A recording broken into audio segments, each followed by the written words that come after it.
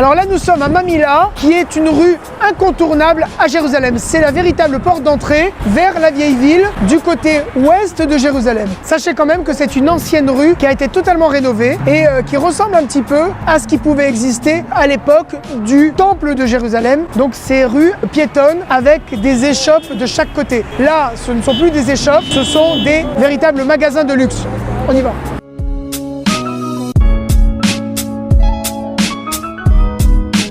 Voilà, comme vous pouvez le constater, nous sommes à Sha'ar Yafo, la porte de Jaffa, et nous allons pénétrer dans la vieille ville. Le nom Jérusalem, en hébreu, Yerushalayim, retenez bien, ça peut vous servir, est cité 660 fois dans la Bible, dans l'Ancien Testament. C'est la capitale d'Israël, et n'oubliez pas, en hiver, de vous munir d'une petite laine. Ça peut toujours servir parce que, par rapport à Tel Aviv qui est à altitude zéro, Jérusalem est à 770 mètres d'altitude. Bon, c'est pas le Mont Blanc, mais quand même, il fait froid et surtout le soir.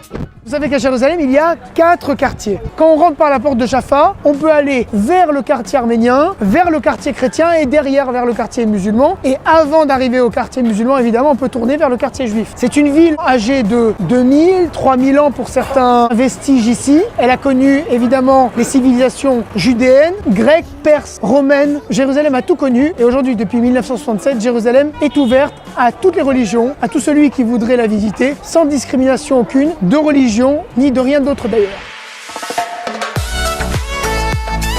Donc parfois, on peut voir aussi des gens un peu illuminés à Jérusalem, des gens qui sont habités par la foi. Never sinned. You know, every day he faced temptation, trial, struggles, every Ah, je crois qu'elle parle de day. Jésus.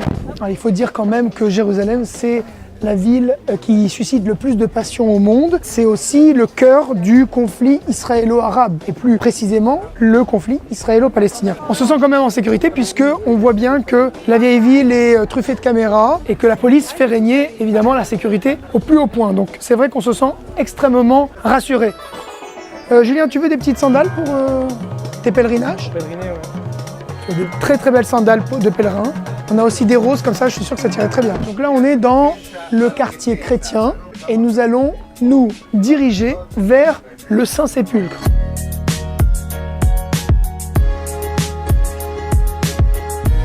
Donc voilà, là, on se rapproche du Saint-Sépulcre. En hébreu, ça se dit Hakever Hakadosh. Kadosh qui veut dire saint. Depuis 1967, au risque de me le répéter, Jérusalem n'a jamais été aussi belle, aussi rénovée, aussi neuve. Vous verrez que les sols sont pas si escarpés que ça. Vous verrez que les murs sont blancs. Tout est rénové. Même le Saint-Sépulcre s'est refait une beauté dernièrement. Alors Jérusalem, c'est une sorte de millefeuille. Par exemple, on a des colonnes qui sont cassées mais qui sont restées. C'est vrai qu'on peut voir comme ça à n'importe quel coin de rue des vestiges d'époques complètement différentes.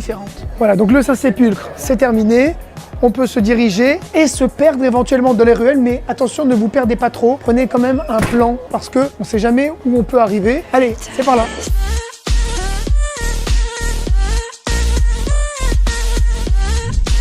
Vous verrez aussi que dans les marchés coexistent plusieurs types de souvenirs. On a des croix, des verres de kidouche, des madones, des crèches, des kéfiers de ce côté-là. On a des talites, on a des fils porte-bonheur rouges de Jérusalem. Allez, on descend vers le mur des lamentations, le kotel. En hébreu, kotel, ça veut dire un mur, tout simplement.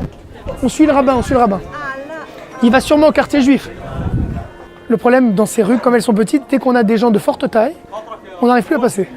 Salut les frères, ça va? Bonjour. Très bien, merci. Ça va, ça s'est bien passé votre... La halle était très bien. Ouais, c'est vrai. Très confortable, tout le monde était très gentil. C'est vrai, on a l'aimé, hein. Bien fait. Vas-y, Chapeau. et ça vous plaît, Israël? Oui.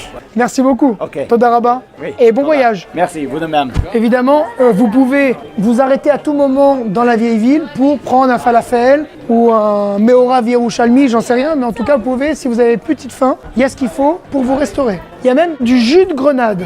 Je ne sais pas si vous avez goûté, c'est délicieux. Le jus de grenade dont je vous ai parlé, c'est incroyable. C'est tout rouge comme ça. Il paraît que c'est un antioxydant et c'est plein de vitamines. Donc voilà, si vous cherchez le mur des lamentations, ça se dit Western Wall en anglais, à côté la Ma'aravi, Beivrit. Donc là, on va nous demander de mettre nos affaires. C'est extrêmement sécurisé, comme à l'aéroport.